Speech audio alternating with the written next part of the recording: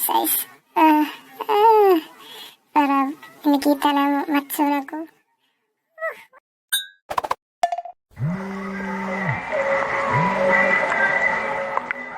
Hello. Anawagan sa tanan nga may tuli. Karong hapon, alas 3 ang tuli sa health center.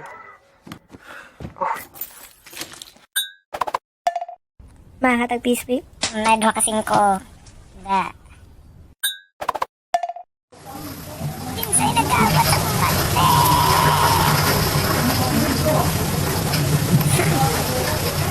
Antay lang mo karon.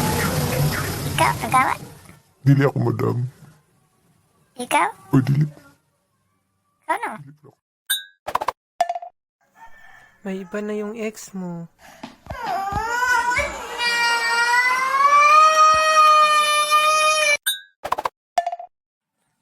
Sugod karong adlaw, bawal na mo mutanaw og porn.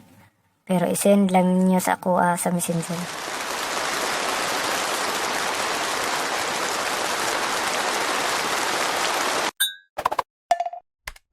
Oy, yawa. Stina.